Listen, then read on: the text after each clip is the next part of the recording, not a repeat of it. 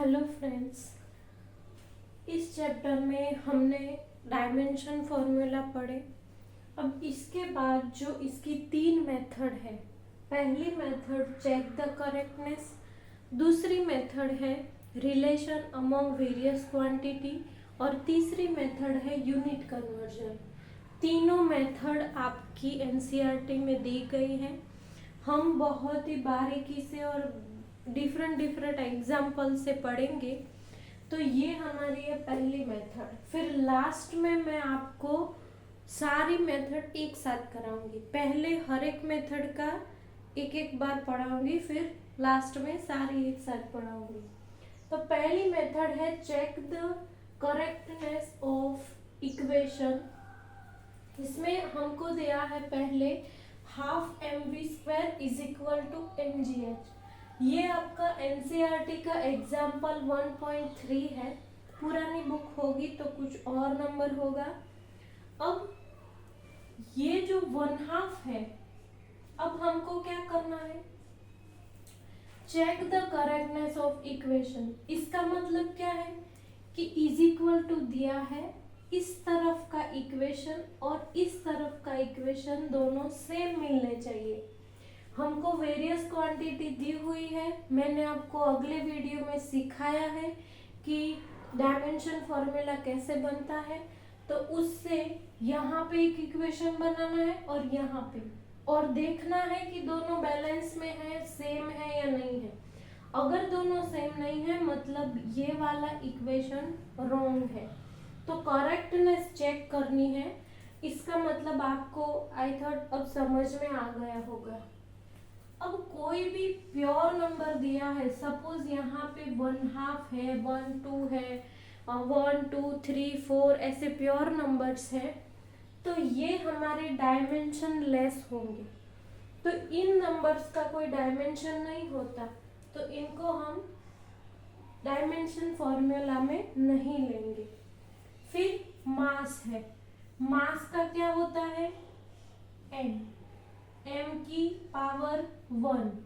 फिर ये क्या है, v का क्या होता है, वेलोसिटी।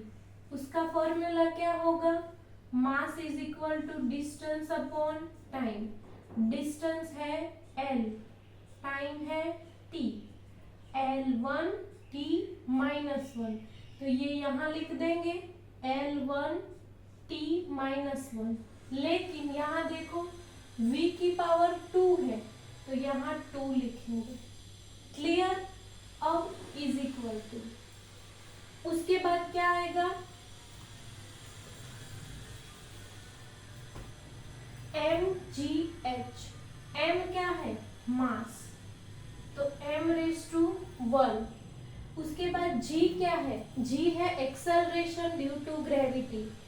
g हमें एक्सेलरेशन ड्यू टू ग्रेविटी है, लेकिन उसका डायमेंशन फॉर्मूला एक्सेलरेशन का डायमेंशन फॉर्मूला ही होगा, जो मैंने आपको अगले वीडियो में समझाया था।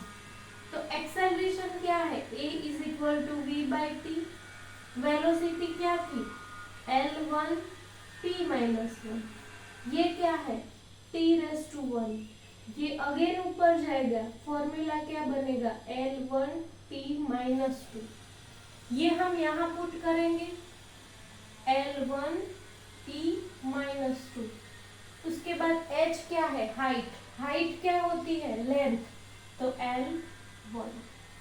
अब यहाँ देखना, हमें देखना है कि ये बैलेंस होता है कि नहीं। ये वाला क्या बनेगा, m1, l की पावर 2 तो l2, t की पावर 2 तो t -2, m1 l1 t -2 is equal to m only 1 है। l क्या है, एक l यहाँ है, एक l यहाँ है, तो दोनों को ऐड कर देंगे 2, और t की पावर -2। अब देखो, आप देख सकते हो कि दोनों तरफ क्या मिला है, m1 l2 t -2, m1 l2 t -2। यानी ये फॉर्मूला डायमेंशनली करेक्ट है। 1/2 mv² is equal to mgh लिखना गलत नहीं है। इसका मतलब ये हुआ।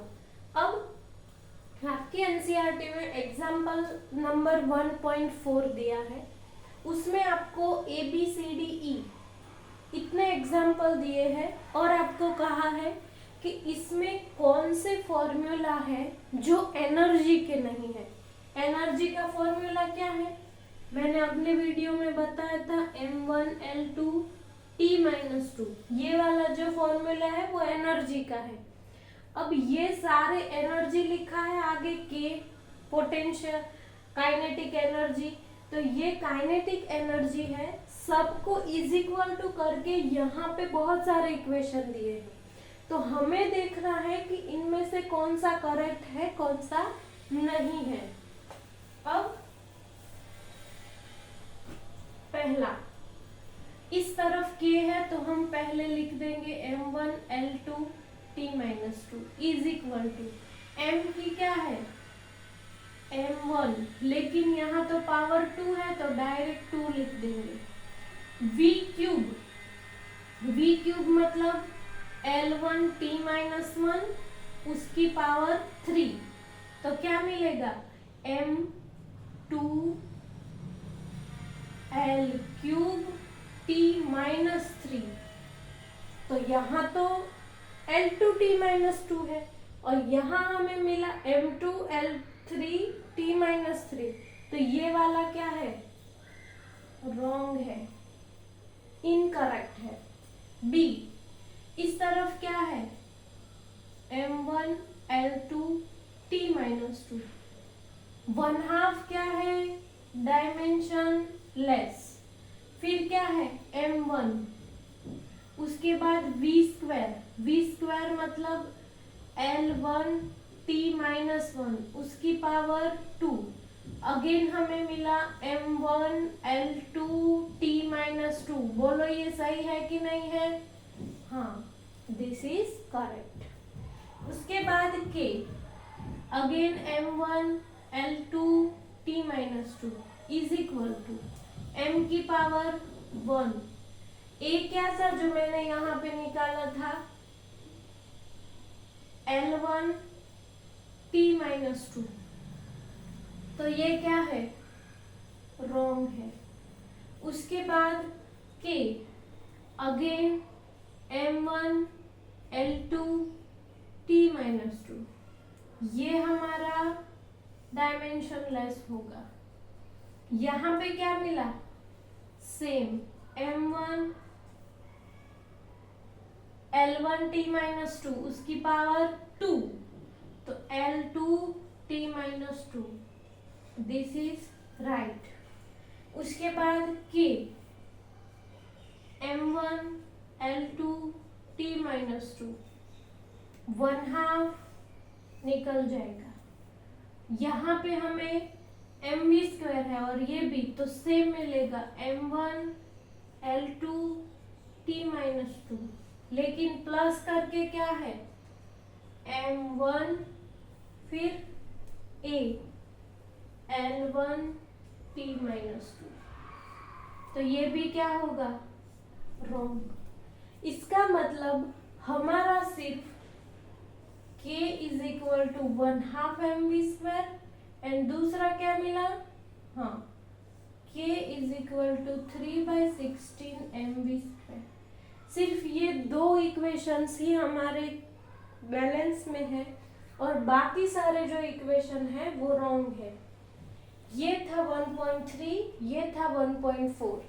एनसीईआरटी में 2 ही एग्जाम्पल दिए गए हैं चेक द करेक्टनेस इक्वेशन में। इसके बाद इसके कुछ और एग्जाम्पल हम पढ़ेंगे जो कि एनसीईआरटी के नहीं हैं, लेकिन प्रैक्टिस के लिए आपको सिर्फ देखना है, समझना है कि किस तरह से एग्जाम्पल आ सकते हैं। फिर मैं दूसरी मेथड चालू करूंगी। दूसरी मेथड में हम पहले एनसीईआरटी का करेंगे, उसके बाद प्रैक्टिस के लिए सेशन रखेंगे। Thank you.